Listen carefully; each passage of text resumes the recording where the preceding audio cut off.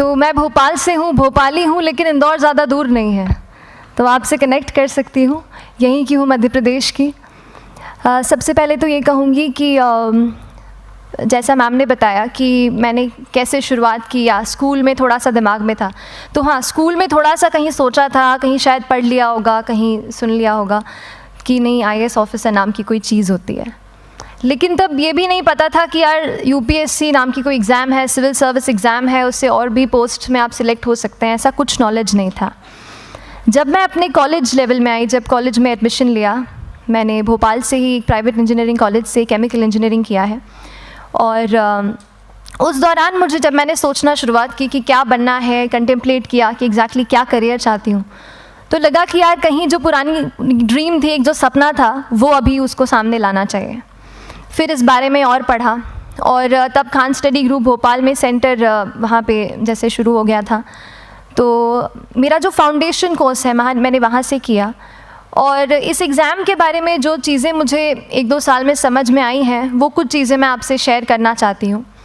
सबसे पहली चीज़ जो पहले जय और रचना हम दोनों बोल चुके हैं कि कंसिस्टेंसी। आप अगर दिन में, कई बार हमसे सवाल पूछते हैं कि आप कितने घंटे पढ़ाई करते हैं, तो देखिए घंटे मैटर नहीं करते। कोई 17-18 घंटे हमें नहीं पढ़ना है, उतना हम पढ़ भी नहीं सकते। एक दिन पढ़ सकते हैं, दूसरे दिन नहीं पढ़ पाएंगे। 5 से 6 घंटे ही आपको देने हैं, उतने निकालने हैं। पर वो जो वक्त आप अपनी पढ़ाई को देते हो, वो कंसिस्टेंटली आपको रोज़ उतना ही अपने पढ़ाई को देना है। Consistency is the key, that is the first and the most important thing जो आपको ध्यान में रखनी है। दूसरी चीज़ इस एग्ज़ाम में मुझे लगता है इक्वली इम्पॉर्टेंट है, क्योंकि ये जर्नी लंबी होती है। जैसे एग्ज़ाम ही 1 साल तक चलती है, आप प्रीलिम्स देते हैं, फिर आप मेंस देते हैं, आप इंटरव्यू में जाते हैं पर्सनालिटी टेस्ट के लिए, तो एग्ज़ाम 1 साल तक खुद चलती है। उसके पहले मान लीजिए आप 1-1.5-2 साल पहले से प्रिपेयर कर रहे हो, तो ये जर्नी काफ़ी लंबी रहती है। उस जर्नी में मेंटली अपने आप को मोटिवेट रखना, अपने आप को बूस्ट करते रहना, वो भी इक्वली इम्पॉर्टेंट है। और इसीलिए अपने आप पर भरोसा बेहद ज़रूरी है। You need to have a faith in your self कि अगर आपने इसमें कदम रखा है, अगर आपने सोचा है कि आप सिविल सर्विस एग्ज़ाम देना चाहते हैं और देंगे, तो आपको ये ठान के उसमें जाना है कि हाँ, मैं ये कर सकता या कर सकती हूँ। ये एक अपना मोटिवेशन, अपने साथ एक फेथ, बिलीफ अपने ऊपर आपको हमेशा रखना है। कमिंग टू प्रेपरेशन की कैसे तैयारी करनी है, बहुत सारी बातें आप सुन चुके हैं कि आंसर राइटिंग में कैसे करना होता है, आंसर राइटिंग का स्ट्रक्चर कैसा होना चाहिए। तो मैं शुरू में सबसे पहले ये कहूँगी कि मेरे प्रिपरेशन का बेस 2 चीज़ें रहीं। पहला था करंट अफेयर्स। करंट अफेयर्स इसलिए मैंने उसको उसी से शुरुआत की क्योंकि करंट अफेयर्स सबसे इंटरेस्टिंग पार्ट होता है। कई बार आपको हिस्ट्री कभी बोरिंग लगेगी, कई बार आपको लगेगा ज्योग्राफी इतना, कभी हर किसी के अपने अपने फेवरेट्स होते हैं। तो मुझे वो 2 सब्जेक्ट्स लगते थे कि यार इतना मन नहीं करता है, लेकिन न्यूज़पेपर्स और करंट अफेयर्स में जो भी नया चल रहा है वो मुझे हमेशा इंटरेस्टिंग लगता था। इंटरनेशनल रिलेशंस में क्या हो रहा है, क्या सोशल रियलिटीज़ हैं, कहाँ क्या हुआ, उसका क्या इम्पैक्ट पड़ेगा एडमिनिस्ट्रेशन पे और हमारी कंट्री पे, तो उसको आप अपना एक बेस बना सकते हो। आप करंट अफेयर्स बेस्ड प्रिपरेशन कर सकते हैं, इसलिए भी क्योंकि अगर आप मेंस एग्ज़ाम देखेंगे तो काफ़ी डायनामिज्म आ गया है, केवल प्रीलिम्स में नहीं बल्कि जनरल स्टडीज़ पेपर 2, पेपर 3 में भी आप देखेंगे कई सारे ऐसे सवाल हैं जो करंट इवेंट्स से इंस्पायर्ड होते हैं, उन पे बेस्ड रहते हैं। तो जब आप न्यूज़पेपर बेस्ड, करंट बेस्ड पढ़ाई करते हैं तो वो आपका प्रिपरेशन वहाँ से भी कवर हो सकता है। दूसरी जो चीज़ मैंने जिस पे बहुत फोकस किया वो थी आंसर राइटिंग। तो आंसर राइटिंग का जैसे खान सर बता रहे थे कि आंसर राइटिंग की प्रैक्टिस बहुत की, तो उसके पीछे मेरा ये था कि जब मैं हमेशा प्रीलिम्स का कोई भी पेपर टेस्ट देती थी, हम मॉक टेस्ट देते हैं, तो मॉक टेस्ट देती थी तो हमेशा मेरे मार्क्स करीब 90 to 110, 120, इससे ऊपर मेरे कभी मार्क्स नहीं जाते थे। तो मुझे हमेशा ये डर था कि यार प्रीलिम्स में कहीं मेरा कुछ, क्योंकि कट ऑफ भी इसी कुछ रेंज में जाता है, तो हमेशा लगता था कि यार कुछ गड़बड़ यहाँ ना हो जाए। लेकिन जब मैंने आंसर राइटिंग की और मेंस एग्ज़ाम के बारे में जाना, तब मुझे लगा कि आंसर राइटिंग एक ऐसी चीज़ है, मेंस एक ऐसा फेज़ है सिविल सर्विस एग्ज़ाम का जहाँ पे आप अच्छे से तैयारी कर सकते हैं। And if you have written the answers, if you know कि you have covered the points well, if you have included उसमें कुछ आपने facts, international reports, government schemes, आपने कुछ ऐसे उसमें सॉल्व भी डाला है, तो जो रिज़ल्ट आएगा वो सेटिस्फैक्ट्री ही आएगा, अच्छा ही आएगा। तो मेंस एक ऐसा पार्ट है जिस पे आप काफ़ी बैंक ऑन कर सकते हो। मैं जब पर्सनालिटी टेस्ट भी मैंने दिया तो इस बार भी आप नंबर्स देखेंगे तो आसपास की रैंक के हिसाब से मेरे नंबर्स उसमें कम हैं, लेकिन it is just the general studies and the answer writing part, जो मेंस के जो वो है मार्क्स हैं या मेंस का जो एक फैक्टर रहा, वो मेरे लिए सबसे ज़्यादा इंपॉर्टेंट डिसाइडिंग फैक्टर रहा है।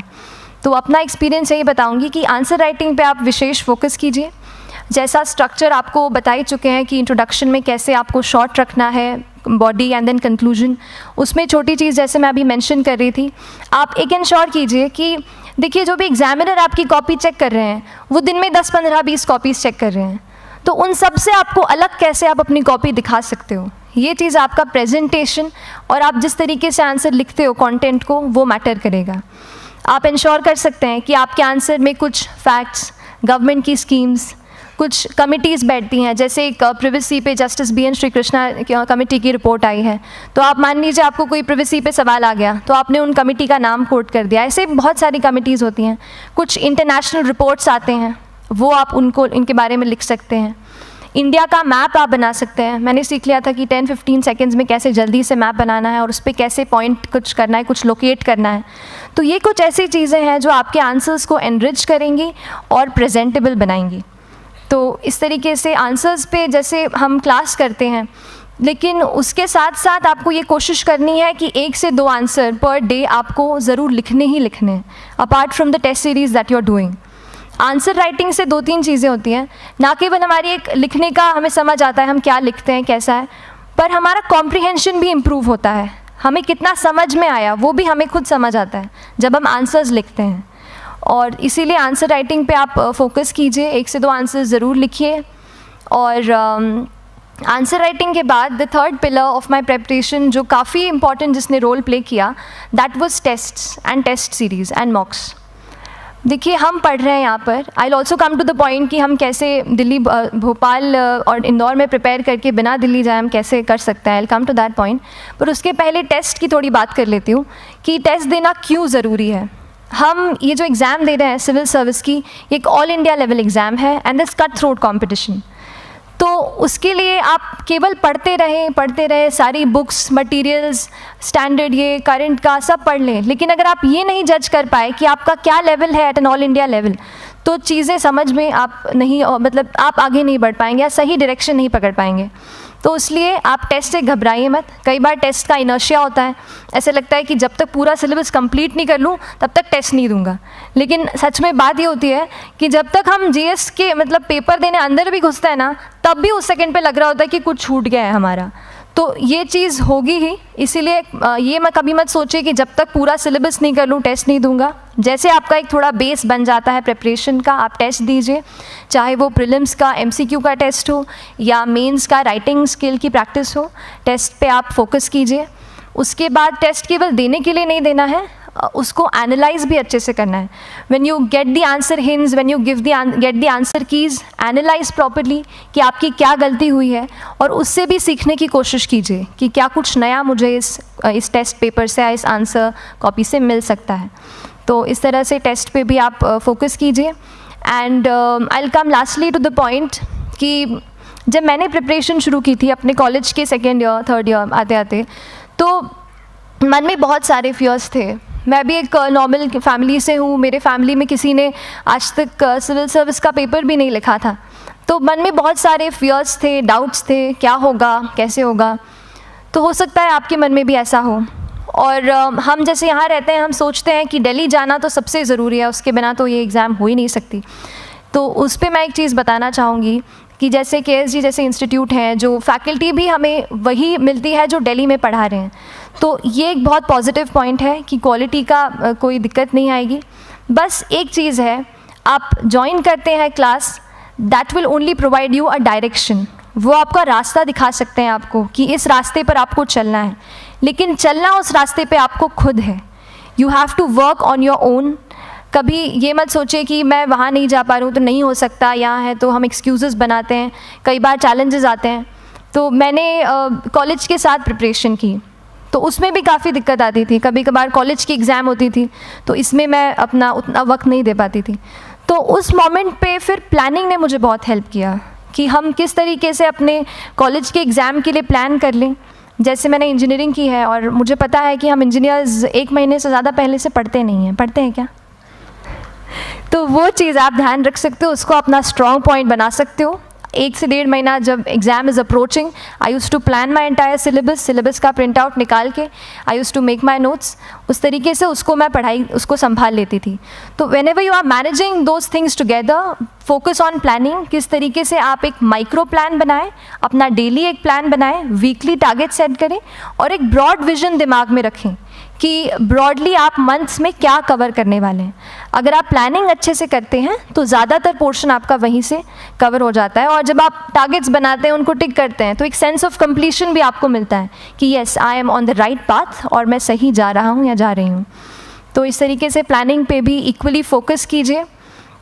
एंड बस यही सिंगल बिगेस्ट मैसेज मेरी तरफ से यही रहेगा कि आपने अगर ठान लिया है, अगर आप सोचते हैं कि आप ये एग्ज़ाम क्रैक कर सकते हैं, तो आपको रोकने वाला और कोई नहीं, आप खुद ही हो सकते हैं। तो खुद आप अपनी रुकावट कभी मत बनिए, एक्सक्यूज़ेस मत बनाइए। ऑब्स्टिकल ज़रूर आएंगे, उन्हें आपको चैलेंज करना है। Challenges are meant to be challenged. तो सही तरीके से अपने ऑब्स्टिकल्स को हैंडल कीजिए, और इस एग्ज़ाम में अगर आप सही स्ट्रैटेजी रखते हैं तो आप अपने एक अटैम्प्ट में ही इसको क्रैक कर सकते हैं। एंड एनीवेज आप जो भी अटैम्प्ट नेक्स्ट रखते हैं, दिल में यही रखिएगा कि जो ये मेरा नेक्स्ट अटैम्प्ट होने वाला है, ये मेरा बेस्ट अटैम्प्ट होने वाला है। कभी भी इस एग्ज़ाम को हाफ हार्टेडली मत दीजिए कि चलो दे के देखता हूँ कैसा है पैटर्न का एग्ज़ाम का। अगर एग्ज़ाम का पैटर्न देखना है ना, तो घर पे 3 घंटा टाइम लगा के एग्ज़ाम दे दो, बस केवल पैटर्न देखने के लिए एग्ज़ाम अटैम्प्ट मत कीजिए। जब आप एग्जामिनेशन हॉल में जा रहे हैं या कोई अटैम्प्ट आपने सेट किया है, तो अपना सब कुछ उस एग्ज़ाम को दीजिए, अपना टाइम, एनर्जी, फोकस, जितना भी करेक्ट आप उसमें पॉजिटिविटी डाल सकते हैं उसको दीजिए, एंड पूरी तैयारी के साथ ही इस पेपर को दीजिए, and I am sure that you will succeed. So till then, all the very best to you and good luck. Thank you so much.